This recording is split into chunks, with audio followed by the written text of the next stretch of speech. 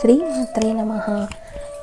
మీ ఇంట్లో శుభాలు జరగాలి అంటే మన ఇళ్ళల్లో అమంగళాలన్నీ దూరం అయిపోయి శుభప్రదం కావాలి, చక్కగా శుభాలన్నీ జరగాలి అని అనుకునేట్టయితే లలితా సహస్రనామంలో ఈ నామాలు చదువుకుంటే చక్కగా మన ఇళ్ళల్లో అంతా మంగళప్రదం అవుతుంది.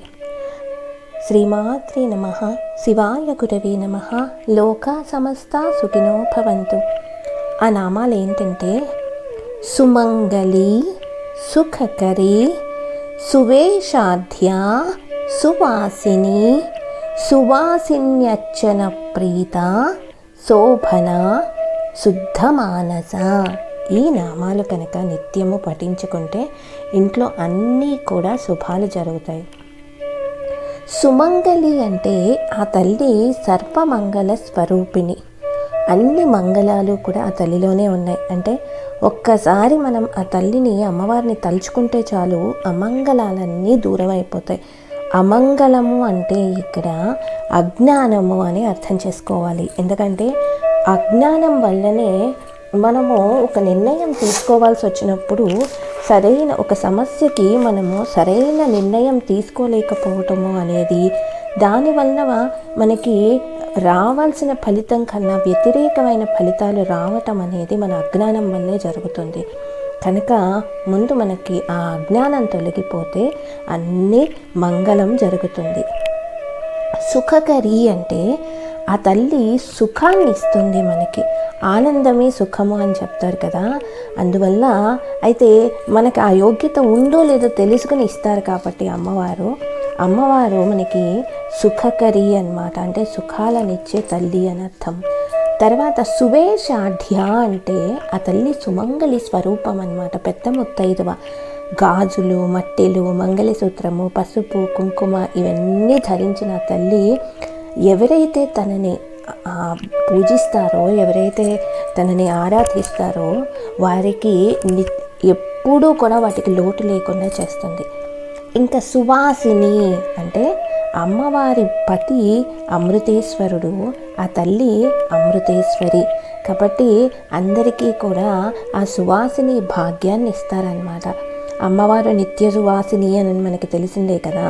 అందుకని అమ్మవారిని పూజించటంలో భాగంగా సువాసినీలకి పసుపు, కుంకుమ ఇలాంటివి సమర్పించుకుంటే కూడా, అంటే ఆ సమర్పించేటప్పుడు మీ ఎదురుకుండా ఉన్నవారు అమ్మవారు అని భావించి వారికి పసుపు, కుంకుమ, చీర, రవికల గుడ్డ ఇట్లాంటివి, గాజులు ఇలాంటివి సమర్పిస్తే అమ్మవారు పొంగిపోతారనమాట.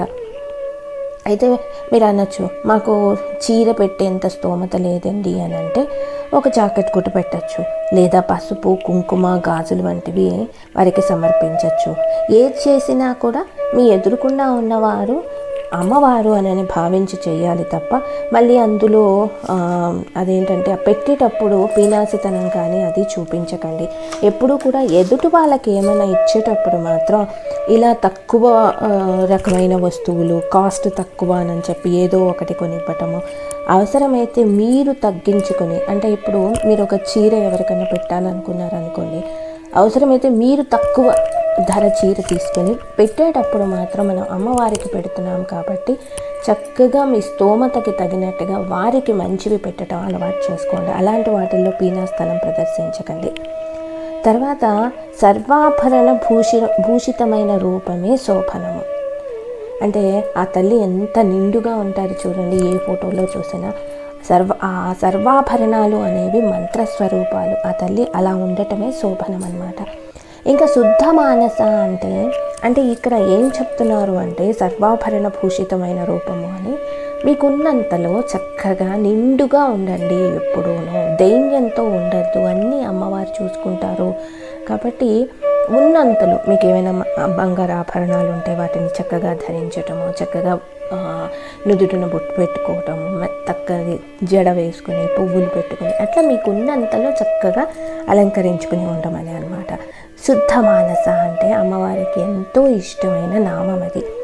ఎవరి మనసులో అయితే రాగద్వేషాలు, అసూయ, ఎదుటి వాళ్ళని చూసి కుళ్ళుకోవటము ఇలాంటివి లేకుండా ఎవరి మనసు అయితే శుద్ధంగా పరిశుద్ధంగా ఉంటుందో అలాంటి వారంటే అమ్మవారికి చాలా ఇష్టము. వారి మనసుల్లో, వారి ఇళ్లల్లో కూడా అమ్మవారు ఎప్పుడూ కూడా కొలువై ఉంటారు. కాబట్టి ఈ 1, 2, 3, 4 ఈ 7 నామాలని కనుక నిత్యం పఠిస్తూ ఉంటే ఇంట్లో అంతా మంగళప్రదమే, అన్నీ శుభాలే జరుగుతాయి.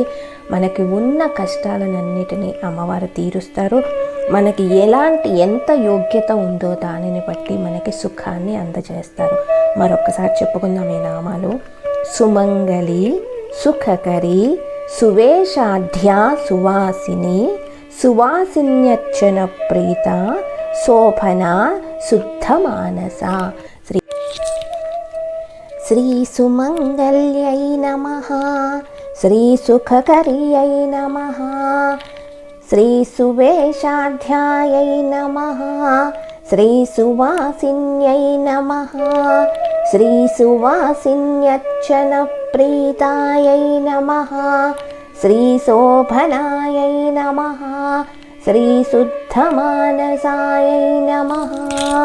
శ్రీమాత్రే నమః. శివాయ గురవే నమః. లోకా సమస్తా సుఖినో భవంతు.